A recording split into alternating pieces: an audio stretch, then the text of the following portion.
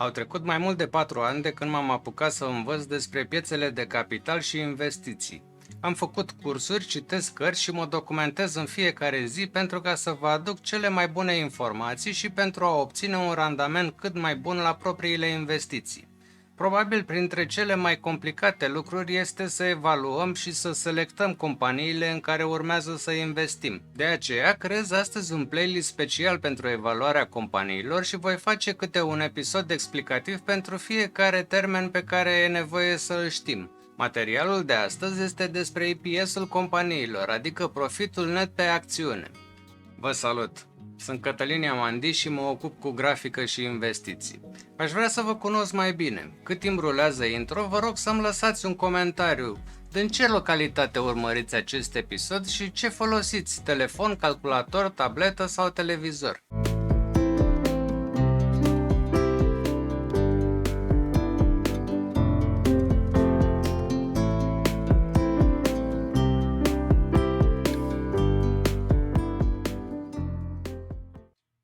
Scopul acestei prezentări este educativ și exemplele oferite nu sunt recomandări de investiții.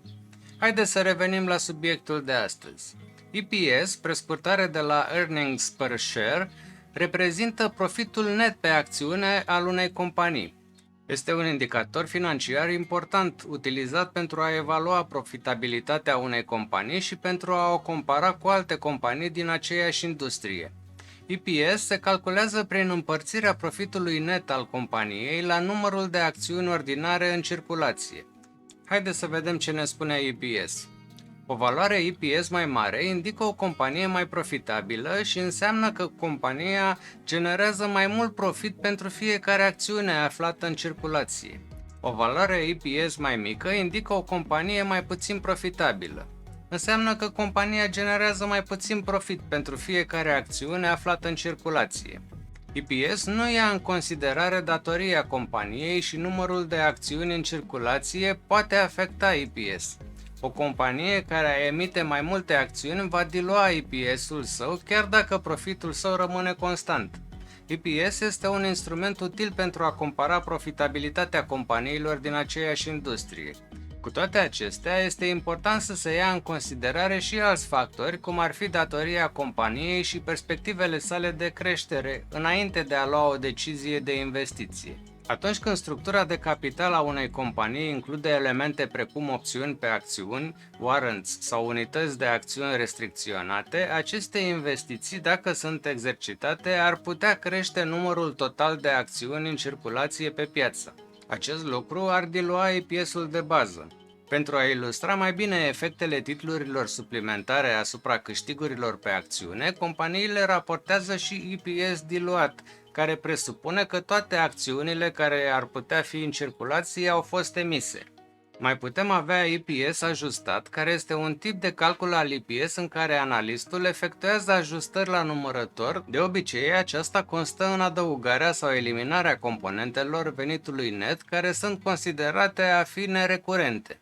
De exemplu, dacă venitul net al companiei a fost majorat pe baza vânzării unice a unei clădiri, analistul ar putea deduce veniturile din acea vânzare, reducând astfel venitul net. În acest scenariu, EPS ajustat ar fi mai mic decât EPS de bază. Haideți să facem o comparație din punct de vedere a EPS-ului de bază, care este cel mai uzual. Avem două companii. Compania 1 cu profit net 10 milioane de RON și număr de acțiuni ordinare în circulație 1 milion. EPS înseamnă 10 milioane de RON împărțit la 1 milion de acțiuni egal cu 10 RON pe acțiune. Compania 2 cu profit net 15 milioane de RON și număr de acțiuni ordinare în circulație 2 milioane înseamnă un EPS 15 milioane de RON împărțit la 2 milioane de acțiuni egal 7,5 RON pe acțiune. Acum să analizăm. Pe baza EPS-ului, compania 1 pare să fie mai profitabilă deoarece are un EPS mai mare, 10 RON pe acțiune, decât compania 2 cu 7,5 RON pe acțiune. Cu toate acestea, este important să se ia în considerare și alți factori. Datoria. Compania 2 ar putea avea o datorie mai mică decât compania 1, ceea ce ar putea face ca aceasta să fie mai profitabilă pe termen lung. Perspectivele de creștere.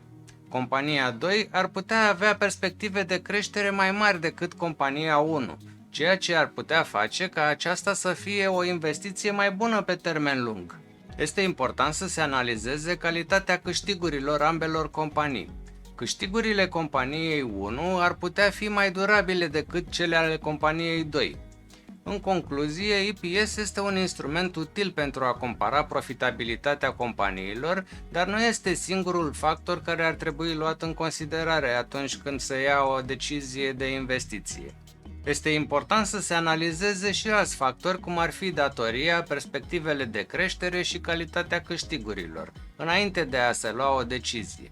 Această prezentare este un rezumat concis și oferă direcții de studiu pentru cei care doresc să aprofundeze subiectul. Voi continua să postez mai multe materiale în fiecare săptămână pe care vă invit călduros să le vedeți pentru a înțelege mai bine domeniul economic. Ca de obicei, mulțumesc frumos membrilor și vă rog să vă abonați dacă nu ați făcut-o deja pentru a nu pierde videoclipurile viitoare. Apăsați butonul de like dacă apreciați timpul investit de mine pentru a face acest episod și trimiteți acest videoclip persoanelor care ar putea fi interesate să se dezvolte personal și financiar. Activați clopoțelul pentru a fi notificați atunci când postez un episod nou. Dacă doriți, puteți să-mi lăsați adresa noastră de mail pentru a primi update-uri. Linkul este în descriere. Sau puteți scana acest cod QR care apare pe ecran. În continuare, vă invit să vedeți acest playlist despre evaluarea companiilor.